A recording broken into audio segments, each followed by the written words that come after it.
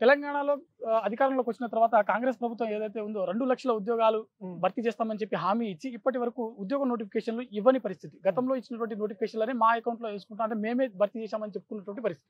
దీన్ని మీరు ఏ విధంగా చూస్తున్నారు? వాస్తవానికి ఈరోజు 10 ఏళ్ల నియంకుశ పాలన కూలగొట్టింది తెలంగాణలో ఉన్నటువంటి నిరుద్యోగులే.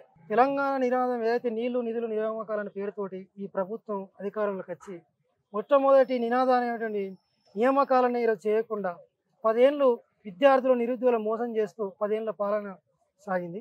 ఈ 10 ఏళ్ల పాలనలో నిరుద్యోగులు తీవ్రమైన ఇబ్బందులు ఎదుర్కొన్నారు. అదేవిధంగా ఈ పేపర్ లీకుల వల్ల చాలా ఆర్థికంగా నష్టపోయారు, మానసికంగా చాలా ఒత్తిడికి గురై ఈరోజు ఈ ప్రభుత్వాన్ని గద్దెదించడం జరిగింది.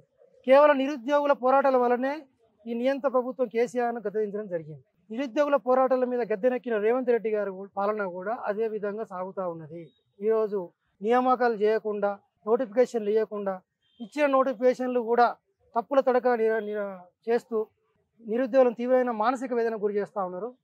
ఈ గ్రూప్ 1 నోటిఫికేషన్ ఇన్ని సంవత్సరాలు జరుగుతుందా?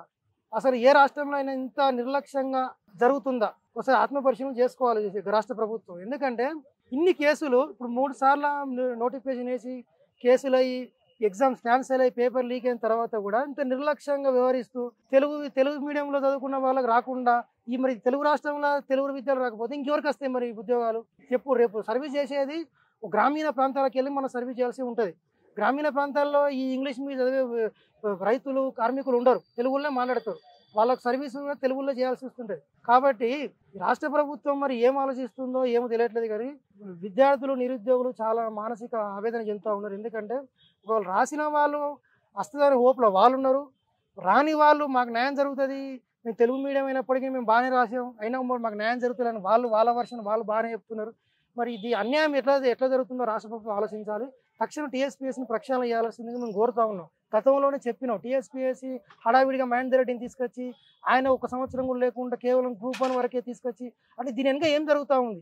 ఒక నిబద్ధత గల ఆఫీసర్ ఒక నోటిఫికేషన్ పూర్తి స్థాయిలో లేకుండా ఎగ్జామ్ కండక్ట్ చేయడానికి ఒకరు, ఎగ్జామ్ వాల్యుయేషన్కి ఒకరు, రిజల్ట్ ఇవ్వడానికి ఒకరు పెడితే ఇందులో ట్రాన్స్పరెన్సీ ఎక్కడ ఉందని అడుగుతా ఉన్నాం రాష్ట్ర ప్రభుత్వాన్ని. కాబట్టి టీఎస్పీఎస్సీని ఒక నిపుణులని నిజాయితీ గల వ్యక్తులను టీఎస్పీఎస్సీలో రిక్రూట్ చేసి తద్వారా నియామకాలు చేయాల్సింది రాష్ట్ర ప్రభుత్వం డిమాండ్ చేస్తాము.